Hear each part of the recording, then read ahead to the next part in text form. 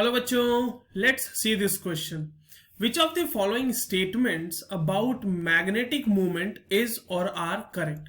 आपसे पूछा जा रहा है यहाँ पे कि मैग्नेटिक मूवमेंट के बारे में यहाँ पर जो स्टेटमेंट्स गिवन है, चार अलग अलग स्टेटमेंट्स हैं आपके पास, उनमें से कौन से सही हैं और कौन से नहीं.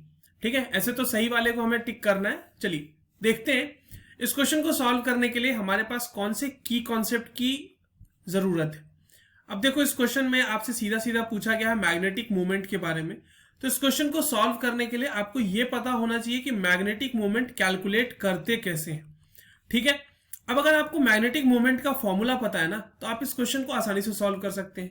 अब देखो, मैग्नेटिक मूवमेंट जो कि म्यू से दिखाते हैं, उसका फॉर्मूला होता है √n इंटू n+2 और इसका यूनिट होता है बोर मैग्नेटॉन.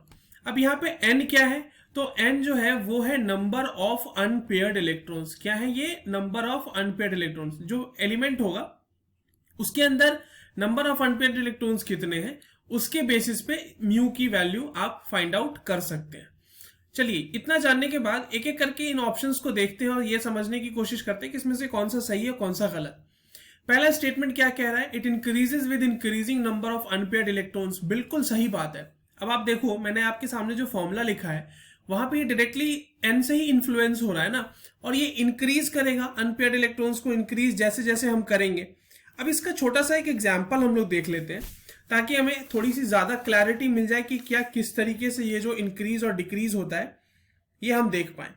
ठीक है, अब चलिए, अगर मान लो आपने n की वैल्यू यहां पे रख दिया 1, तो म्यू की वैल्यू क्या हो जाएगी? यहाँ पे म्यू की वैल्यू हो जाएगी √1 इंटू 1+2 दैट इज 3.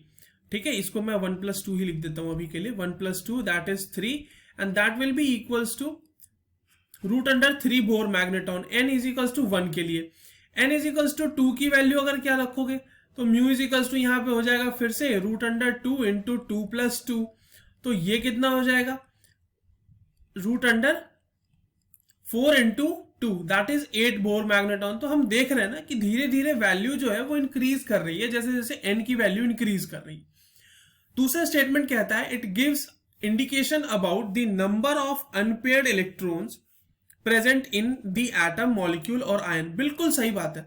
अगर मान लो मैं आपको म्यू की वैल्यू दे दूं तो आप उससे कन्वीनियंटली n की वैल्यू फाइंड आउट कर सकते हैं. n जो कि हमारा नंबर ऑफ अनपेयर्ड इलेक्ट्रॉन्स है ना. तीसरा स्टेटमेंट कह रहा है its unit is bore magneton. A single unpaired electron has 1.73 Bohr magneton magnetic movement. बिल्कुल सही बात है. अब देखो, इसका यूनिट तो बोर मैग्नेटॉन मैंने आपके सामने यहीं पे लिख दिया ना. और अगर इसमें अगर एक सिंगल इलेक्ट्रॉन है, सिंगल अनपेयर्ड इलेक्ट्रॉन है, मतलब n की वैल्यू अगर 1 है, तो अगर n की वैल्यू 1 है तो उसके लिए म्यू की वैल्यू कितनी आई? √3 बोर मैग्नेटॉन. और √3 Bohr magneton is equals to what? 1.73 Bohr magneton. तो हमने देखा कि ये स्टेटमेंट भी सही है. तो एक्चुअल में इस क्वेश्चन के सारे स्टेटमेंट्स ही सही हैं. So the correct answer for this question is option D, which is all of the above. I hope you understood it well. All the very best.